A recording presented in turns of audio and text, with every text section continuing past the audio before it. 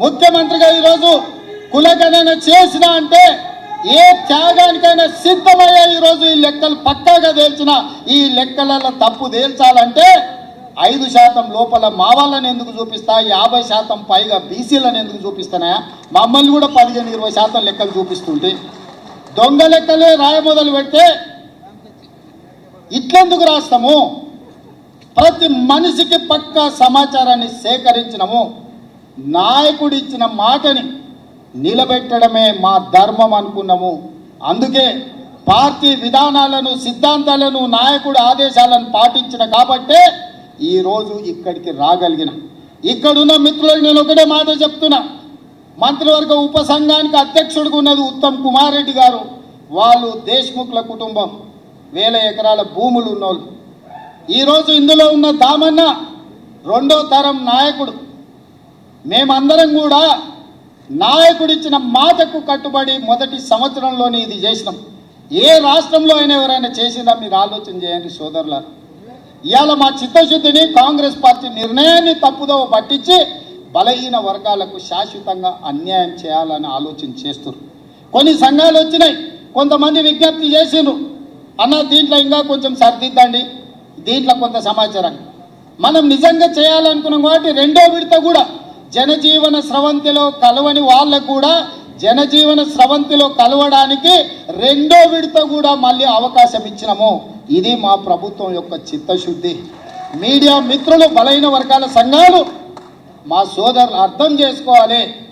ఈరోజు దీన్ని తప్పు పడితే శాశ్వతంగా మీరు నష్టపోతారు.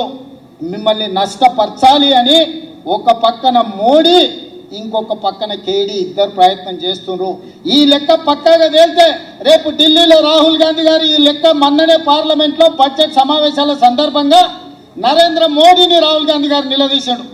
మా ప్రభుత్వం తెలంగాణ రాష్ట్రంలో బీసీ కులగణన చేసింది, దేశ జనాభా మొత్తాన్ని అన్ని జాతుల లెక్క తేల్చింది మోడీ, దేశం మొత్తం నువ్వెందుకు చేయమని మోడీని నిలదీసింది. కాబట్టి బీజేపీలు భయపడి ఈరోజు కుట్ర చేసి మోడీ మెడలు వంచుతాడు రాహుల్ గాంధీ అనే భయానికి ఈ లెక్కను తప్పుల తడకగా చూపించి కోల్డ్ స్టోరేజ్లో పెట్టాలని వాళ్ళు ప్రయత్నం చేస్తారు.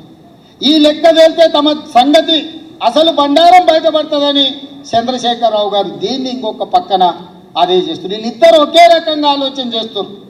ఈడున్న వేదిక మీద ఉన్న మిత్రులకు, కింద ఉన్న వాళ్ళకు ఒక విషయం చెప్పాలి. మోడీ గారు నేను బీసీని అంటాడు. మోడీ గారు వాస్తవంగా బీసీ కాదయా, లీగల్లీ కన్వర్టెడ్ బీసీ. నేను చాలా జాగ్రత్తగా ఈ పదం వాడుతున్నా, లీగల్లీ కన్వర్టెడ్ బీసీ. 2001 వరకు ఆయన ముఖ్యమంత్రి కానంత వరకు ఆయన కులము గుజరాత్ రాష్ట్రంలో ఉన్నత వర్గాలలో ఉండే. ఆయన ముఖ్యమంత్రి అయినాక ఆ కులాన్ని తీసుకొచ్చి బీసీలో కలుపుకున్నాడా చట్టం చేసి. ఆయన పుట్టుకతో బీసీ కాదు, నరేంద్ర మోడీ గారు పుట్టుకతో బీసీ కాదు, పుట్టుకతో ఉన్నత కులము. కానీ 2001లో ఆయన ముఖ్యమంత్రి అయిన తర్వాత ఆయన కులాన్ని తీసుకొచ్చి బీసీ కులాలలో కలిపి మీ దాంట్లో ఇత్తేసి పొత్తుగూడిడు. ఇక మీ ఇష్టం, ఆ పైన మీ ఇష్టం. ఆయన కుర్చీలో నేను బీసీని ఉన్నా కదా మీకు అందరికి ఎందుకు అంటుండు. ఆయన సర్టిఫికెట్ ఈరోజు బీసీ ఉండొచ్చు, కానీ మనస్తత్వం మాత్రము బీసీల వ్యతిరేక మనస్తత్వం. బీసీ ప్రధానమంత్రి అయితే 2021లో జనాభా లెక్కలు ఎందుకు చేయలేదు, జనాభా లెక్కలలో బీసీ కులాల లెక్కెందుకు తేల్చలేదు. ఇవాళ 2025లో బీసీ లెక్కలు మొత్తం జనాభా లెక్కలు కడతాం అంటున్నాడు.